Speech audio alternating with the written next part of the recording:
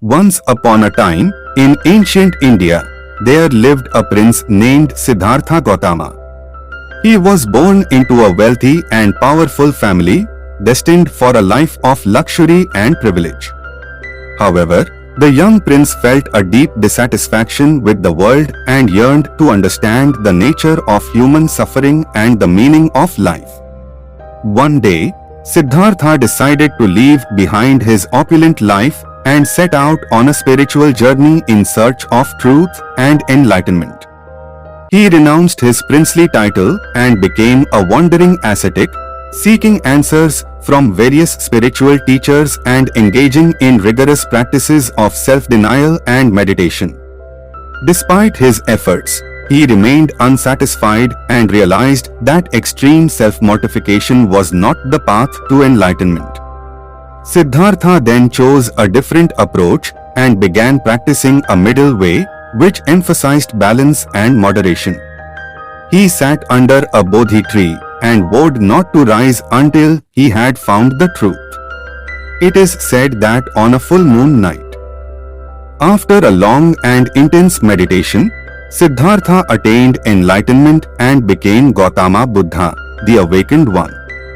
Following his enlightenment, Gautama Buddha spent the next several decades teaching and sharing his insights with people from all walks of life.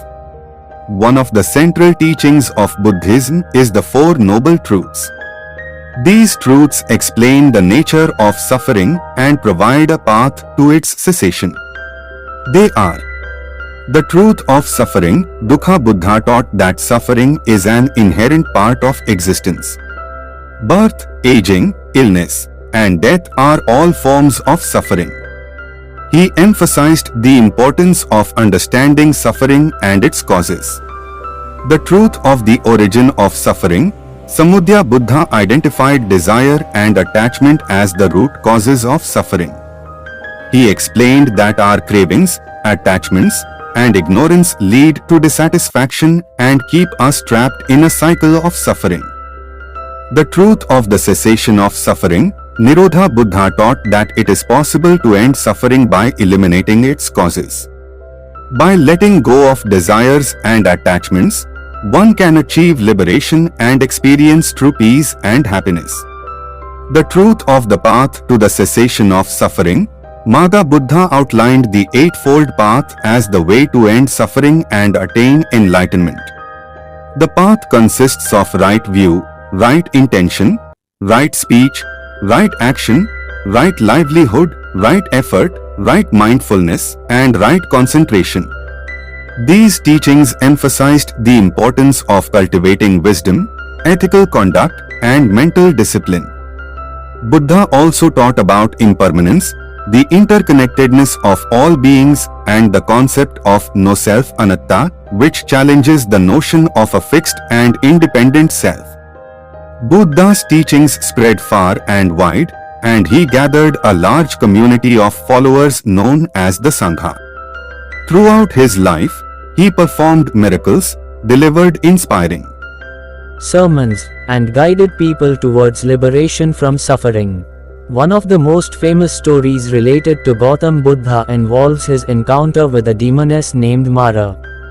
Mara symbolizes the personification of evil and represents the forces that hinder spiritual progress.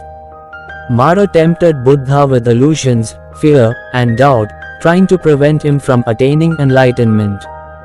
However, the Buddha remained steadfast, calmly acknowledging Mara's presence and seeing through the illusions. When Mara realized his attempts were futile, he retreated, and the Buddha achieved complete enlightenment. This event is known as the defeat of Mara, symbolizing the triumph of wisdom and compassion over ignorance and delusion. Gautam Buddha's teachings continue to inspire millions of people around the world. His compassionate approach, emphasis on self-transformation, and profound insights into the nature of existence have made Buddhism one of the major religions and philosophical systems of the world.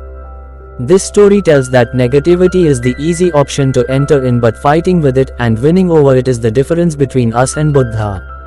In this life one should aspire for none less than enlightenment.